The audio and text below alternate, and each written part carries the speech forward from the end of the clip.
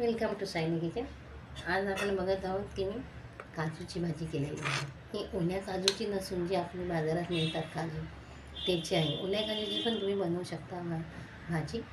त्याची सालं सोलून ते गरम पाण्यात गरम करून आपण ती करतो. पण हे साधे काजू आहेत, ते मी जे बाजारातून घेऊन आलेले ते मी पहिले तेलामध्ये तळून बाजूला केले.